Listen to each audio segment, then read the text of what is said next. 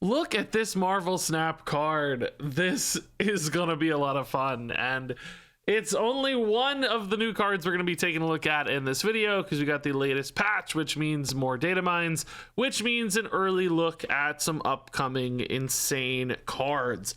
Just absolutely game warping effects like this one, but also I think a few pretty high power level cards in this video as well. So we have a nice mix. Now, as always, these are not final. In fact, lately we've seen more and more changes to cards from their initial data mined versions, but often these can give us an idea at least of where they're headed with certain designs, and some of them do indeed stay exactly the same all the way throughout the process. So all that said, let's go ahead and kick it off here talking about Arishem. This is a new 7 cost card, which I think we only have one other card, right, that costs more than 6, which is Death. He is 7 power. You're not really meant to be playing this one. There's obviously nothing exciting about a 7/7, even in a Magic game. But he has this effect at the start of the game, +1 max energy, and shuffle 12 random cards into your deck. So that is the Electro or Corvus Glaive ramp bonus, which always comes with a downside. Electro, you only get to play 1 card per turn. Corvus, you lose 2 cards. Arishem, you get a bunch of randomness shuffled into your deck as your downside, but you get to benefit from the +1 max energy the entire game, not just after turn 3. So the question becomes really quickly for this card, is that downside enough to overcome the upside here?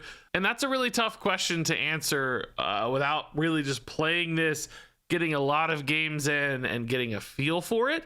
I have some ideas, I have some thoughts, right? 12 cards being shuffled in is a lot. That means a majority of your deck is going to be random stuff, which makes things like synergies or game plans fall apart because you're just not going to be able to consistently hit things that go together or packages that go together. You're basically going to be trying to brute force a game, just playing bigger stuff than your opponent every turn. They're going to be enacting a game plan or synergies. You know, they're going to have a Silver Surfer deck where they're playing all these 3s, and then they're going to play a linchpin card like Silver Surfer that, magnifies the power of their deck. It's very unlikely that's ever going to line up well for you, that sort of stuff. You're just trying to get there on big numbers. I play a 2 when you play nothing. I play a 3 when you play a 2. I play a 4 when you play a 3. And you have to hit cards that are just like generically strong enough and have generically good stats in order to make that work. And I think you also just need to be able to play on curve more consistently as well. Because as soon as you start to miss an on curve play, if you go into 4 energy and you're still just playing a 3-drop, then you're not really extracting any bonus value out of your upside here, which is your +1 max energy. So this becomes a bit of a deck construction challenge. Like, what do you put in a deck to support Arishem? With ramp decks right now, we still, even though it's just big stuff in many cases, there are still game plans and synergies that you try to extract. You have Doctor Doom into Odin, because that is just like a crazy strong 2-card punch that can happen because you're able to play 2 6-drops 2 turns in a row, and that can be really nuts. And that's a little hook that you build into your deck. That's not going to work as reliably, hardly ever, in fact, with a card like Arishem, because you're going to be so much more unlikely to see those 2 cards together in any given hand. You're going to get Odin and then just a bunch of random cards throughout the course of the game, which, that may still work. There may be still some on reveals to get extra value out of, randomly generated, but at the same time, your Odin may just kind of be dead and sitting in hand. So it's a deck construction problem, because it's like, do you build in different little synergy payoffs, right? You could build in an Odin to benefit from on reveals that you randomly get in your deck. You could build a Spectrum to benefit from random ongoings, or alternatively, I think, and probably more likely, you just play good stats. You play Doctor Doom because it's just a good base of stats. You play Red Hulk because it's just a big dude that you get to slam down. And those are going to show up from time to time and be really good, rewarding plays. You probably mix in some really good on-curve big stuff as well. Maybe you just throw in a Crossbones because you just want a big 4-drop. Maybe you throw in a Vision because you need a flexible 5-drop. So I think a lot of the stuff you do see in ramp decks that follow that mold of just good stuff played for its cost will probably still fit well in Arishem. And then there's going to be games where you hit a lot of your stuff and you hit the curve and you're just going to absolutely murder people because of all of this bonus energy. And there are going to be games where you hit a bunch of garbage and you draw like a synergistic 1-drop and you draw a synergistic 1-drop and none of it lines up because you've just like missed 2 turns in a row and suddenly you've wasted all of your bonus energy. So are there enough cards that reward energy, like, you know, sunspots in the deck, those sorts of things, big 6-drops you're cheating out early? Can you build a deck that can tank the downside of all this shuffling? I don't know. I think it's going to be tough. I think if this said like shuffle 6 random cards into your deck, this card would be absolutely nuts. But as you get closer and closer to 12, it's just an overwhelming number of random things. And I will say too, Marvel Snap, I think, has gotten, like many card games, in fact, has gotten more and more synergistic over time, and decks are looking for more synergistic game plans. We do still have some like good cards and good stat builds in some ways, but those are also pretty finely tuned from a curve standpoint, which will be hard to reliably do with Arishem once again. So all in all, I don't think this is necessarily going to be very good. That said, I want to play this card all the time because it looks freaking fun, and having a bunch of random garbage and trying to beat the opponent with it sounds insanely cool and insanely fun. So I am personally into it. I want to play this card. This is an awesome design for me. Really fun as a content creator. But from a power level standpoint, I don't personally have a ton of faith in this one. I think it's just going to be hard to take advantage of this card's upside. And you're going to get some really bad hands, some really bad decks sometimes that just punish you too hard. So moving on to the other side of things, we went from a super inconsistent card to now a super consistent card with Makkari. This is a 3/3, and it reads, after the turn, this runs from your hand to a random location if possible. So we have another card here in the vein of sort of an angel or M'Baku, in that it's putting itself into play without requiring you to spend any energy. And I will say this one's actually pretty nice because it doesn't need any additional help. It's just totally free and it just works. As soon as you draw this, as long as you're not playing it, it's just going to give you 3 free power for 0 energy.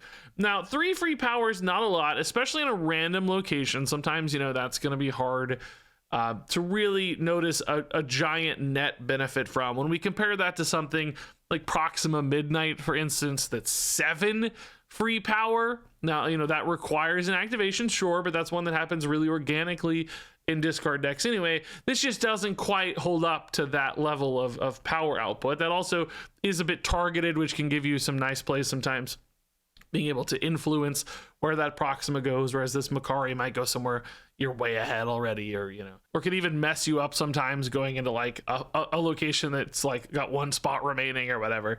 There are technically some risks here with Makkari. So that said, I think you'll need some other way to kind of up the ante here to make Makkari really feel worth it, because even though it's free, there is still, of course, some opportunity cost. This takes up a card slot in your deck and replaces something else, and sometimes having choice, even when having to spend energy, is more valuable than just blind dumb cards. It's like sometimes I want to have more good options, more reactive plays, things that are more just directly synergistic with a game plan, especially for decks that run pretty low to the ground and have a low curve and are often sort of emptying their hand or getting close to emptying their hand anyway. It may feel like Makkari isn't really worth it because, you know, you didn't need to save energy. You could have just played something directly better for your game plan, like a zoo deck, for instance. If they're playing out all their stuff anyway, Makkari probably doesn't help. They'd probably just rather have another 1-drop in hand because they wasted some energy along the way anyway, and this coming out for free doesn't really feel as worth it. Now, that said, of course, the elephant in the room, as always, for 3-drops is Silver Surfer, and I think this card is actually perfect for Silver Surfer decks because they often do have a couple cards left in hand and can kind of have some clunky curves a little bit where things just aren't easily played out because in essence, you know, everything's costing 3, or a majority of the deck at least is costing 3. There are some weird turns, like turn 4, turn 5 can be a little bit odd. Sarah fixes that for Sarah Surfer builds, but in many cases, if you're going to have something stuck in hand anyway in a Silver Surfer deck, Makkari might be worth it. She could easily be pushed to 5 or more with a Silver Surfer build, and that suddenly gets her into a nice power output range, and you didn't really lose anything anyway because she's just a nice energy piece. They get summoned for free. So I definitely could see this being a good card in Silver Surfer, especially if there are like complementary plays like Okoye, which we see in some Surfer builds to support Sebastian Shaw. That just ups the ante again a little bit on Makkari, getting more power without having to actually put that energy into play. So I don't think this blows the mind. I don't think this shows up in every deck necessarily, despite being free. There are still those opportunity costs to overcome, but I think there will be builds just because of the shape of the deck, or because they don't need necessarily to have, you know, a hyper synergistic game plan, or alternatively she just fits into the game plan like Silver Surfer, that there will be decks that can make room for that, and suddenly just because she's free, it's a free bonus of 3 and you're happy to see that. So next up, this card looks really scary, as is to me. This is Thena, and it's very Angela-esque. It's a 2-drop that scales. She looks like Angela to me, at least. But she starts at 2/1, and it reads, after each turn, plus 3 power if you played exactly 2 cards. And plus 3 is a lot of potential scaling. So if you play this down on turn 2, and then on your turn 3, you play 2 things, say a 2-drop and a 1-drop, she's going to go up to 2/4, 2/7, 2/10, 2/13, and suddenly you're seeing like, oh my god, this card is actually insanely big if you actually manage to hit this condition, which it's a weird condition, right? It's not the easiest condition to hit because you do need to have the right sort of curve pieces, but I also don't think it's the hardest condition to hit. Even if we look at the sort of tempo move decks that are very prominent right now with Angela at the top of the meta at this moment, they often do have a lot of sort of natural 2-card plays because they have some 1-drops to flex in. They have a lot of stuff at the 2 spot. So like on turn 4, playing 2 2s, totally fine fit for that deck. You know, playing a 2 and a 1, totally fine. On turn 5, playing a 3 and a 2, because I have a lot of 3s in the deck, totally fine, right? So I don't think it's crazy at all to see this getting plus 9 super reliably. And then turn 6, you know, sometimes you'll want to play more stuff in a smaller deck like that, but 2 3s, not crazy at all. So is plus 12 likely on this card? It's going to happen, right? It's absolutely going to happen. Now, you know, but it doesn't need plus 12 necessarily to be good, right? This can easily just be, you know, a 2/7 and still be a really nice overstated 2-drop, basically. That also, I like one thing about it is that unlike Angela, it doesn't require commitment into a spot. Now, Angela, although requiring commitment into a spot, the way those decks are built currently, they're still able to kind of pivot out because they run enough movement stuff. They're running things they can play on Angela and then bail out. The great thing about Thena is she doesn't need that necessarily. You can put her anywhere and still just do your game plan and not need a specific set of cards to extract that extra potential out of her. So that deck relying on move, it works fine for now, but this could open up totally different angles and venues for it. Now, this card also, I will say, just works really well with Kitty Pryde, much like Angela packages. Kitty Pryde is just that easy flex. Like if you're, you know, Kitty plus whatever on a given curve is that cost -1, you know, basically play a 4 and a Kitty Pryde on 5, you're good to go. Play a 5 and a Kitty Pryde on 6, you're good to go. So for decks that are doing that sort of repeat action where they're planning to play a Kitty Pryde anyway, Thena could again be a really good fit. So I actually think this kind of fits into the tempo move world. Like this is an alternate Angela that probably actually could just go in that deck as is.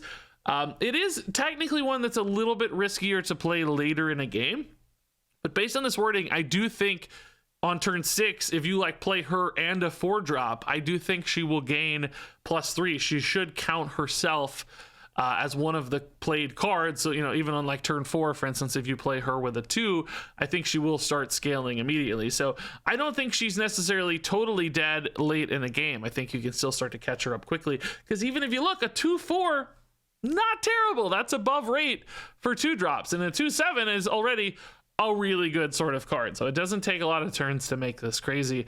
And if you do get this down on turn 2 and things line up well, I mean, the sky's the limit on this. It just can basically carry a location by itself or with just a tiny little bit of help. So this looks really strong to me. It's sometimes hard to envision this because it is based on play experience. Like how often does that 2-card thing line up, but my instincts tell me pretty often. I don't think you have to even really change your play that much in order to make this good, but I think decks will be constructed in a way where it's just going to feel really natural anyway, and the curve will just line up well. So to me, this looks really good with crazy potential scaling. So next up is Gilgamesh, a new 5/2 with on reveal +2 power for each of your other cards in play with increased power. So this is a 5-drop that could get pretty big, and we don't have that many like crazy big 5-drops these days. There's kind of the ongoing trio of Darkhawk, Devil Dinosaur, and Ronin, but this gets you into a different world with an on reveal 5-drop that gets potentially pretty big.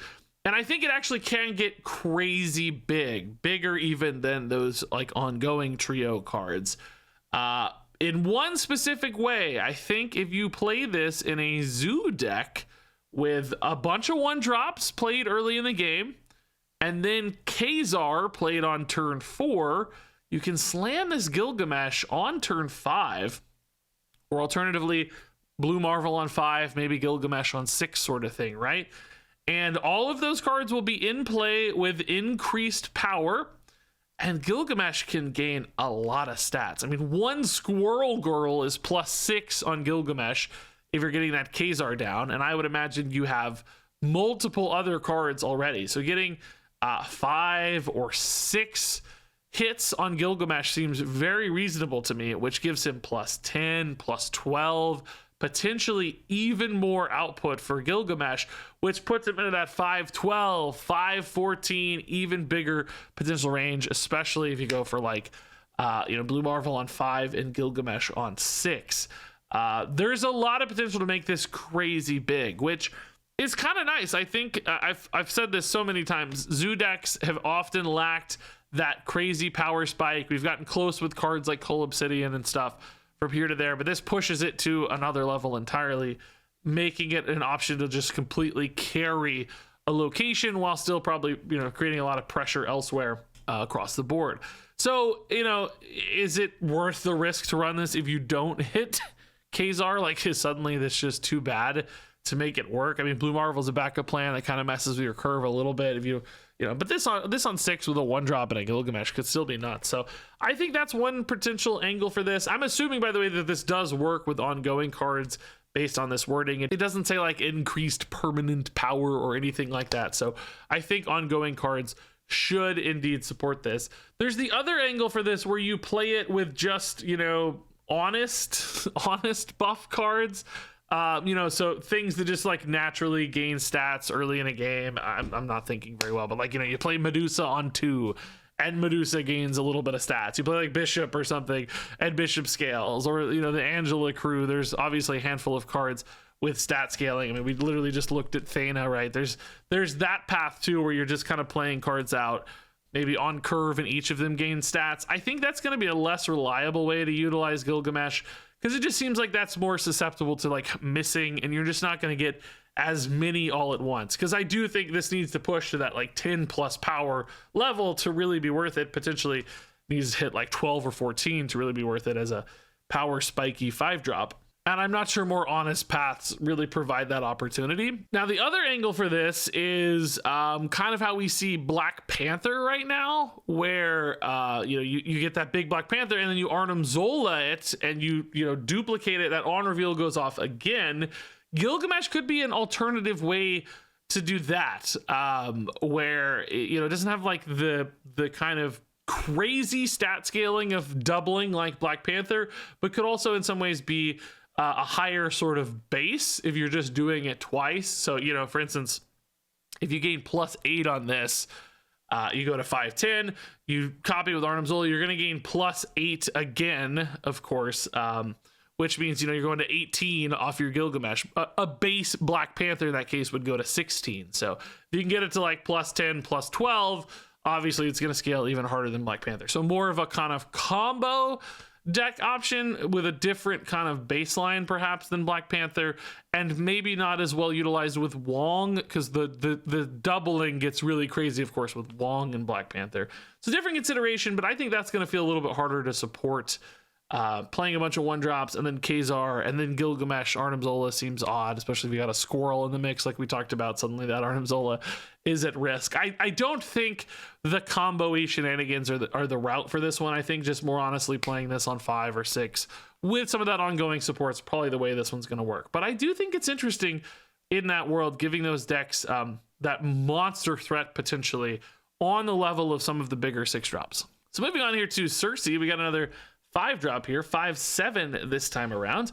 On reveal, transform your other cards here into random cards that cost 1 more if able. So of course, you know, the costs are too high. She may not have anything to transform into, although 6-drops now have a 7-drop to transform into, I suppose, with Arishem. So maybe it's really now just 8-drops with death that can't transform. I don't know.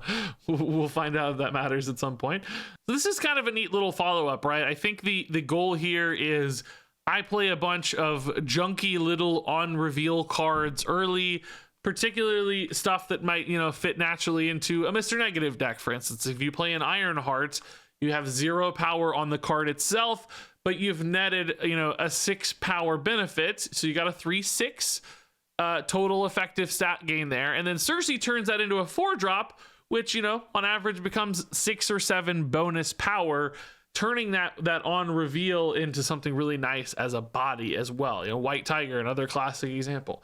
I got that 8 power elsewhere. Now I can turn that 5-drop White Tiger into a big 6-drop and suddenly net a huge potential power bonus. And Sersi's really not too weak as a 5/7 either, clearly not quite keeping up with bigger 5-drops. But if you imagine yourself adding, you know, an extra 7, an extra 10 power, what we just talked about, you know, between White Tiger and Ironheart, she might add an extra 17 power right there with 2 cards, and she's a 7-drop herself.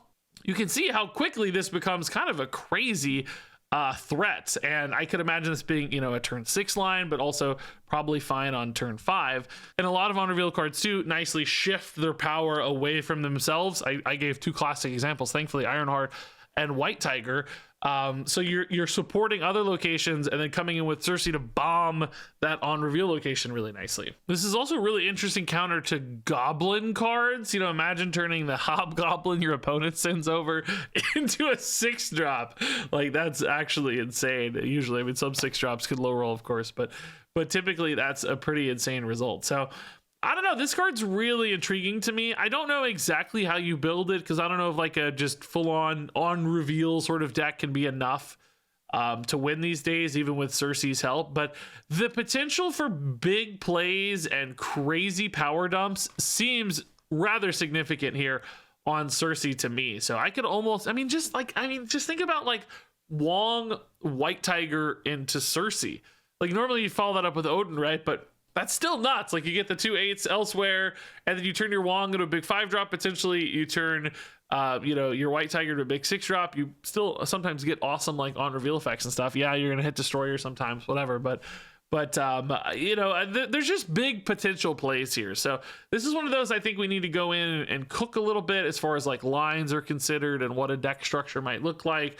And if she needs something new, or if she fits into other packages, like, can you squeeze this into a Mr. Negative deck as a backup when you don't hit your negative? That sort of thing is always possible to consider for this. But ultimately, when I look at this, there's just so much potential power output here that it feels like it's going to be worth it to figure that out and solve that problem. Because as a 5/7, that's a great place to start from.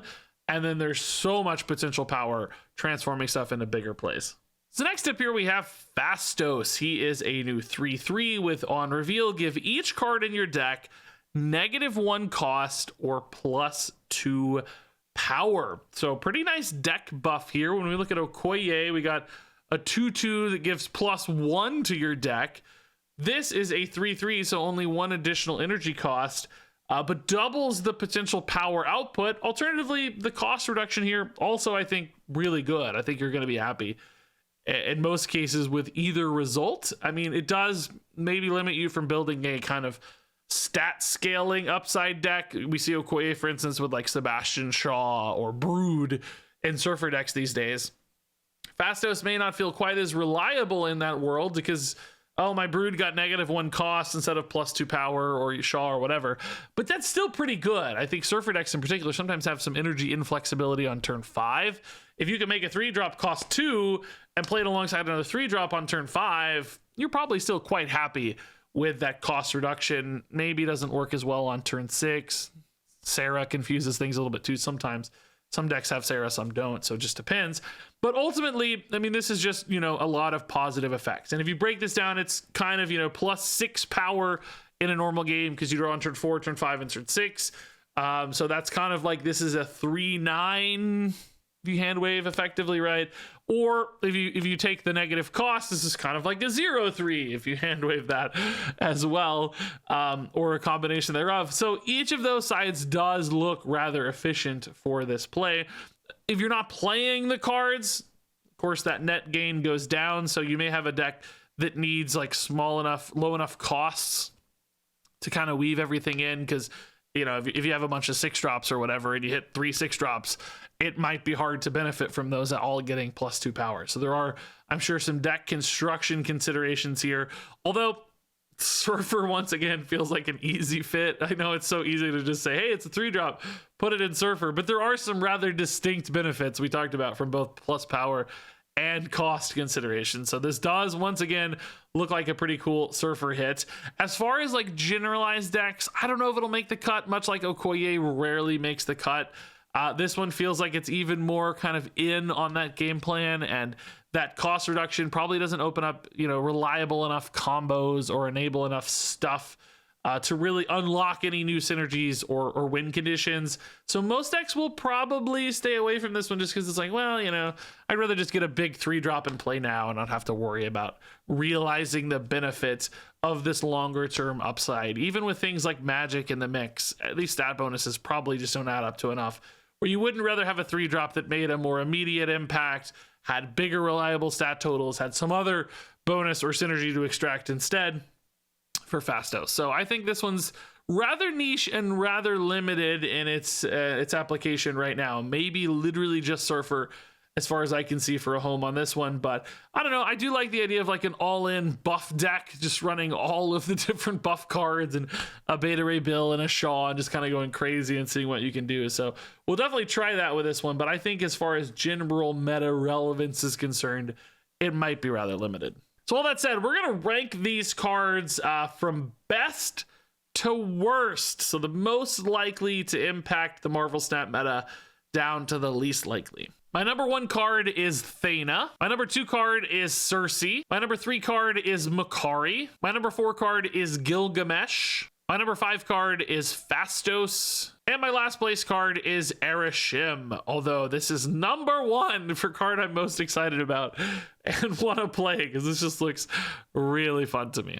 And there you go. That wraps it up for this look at the latest leaked cards in Marvel Snap. Once again, these are not final. I expect some tweaks on these. In fact, I think some of these look pretty spooky and scary as is, but still some fun stuff to build around. A few cool different ideas to explore these. So share your thoughts on these cards below. What are you excited about? What cool synergies do you see? What do you want to play the most? I want to read all those thoughts and more. But until then, thanks so much for watching. And until next time, game on.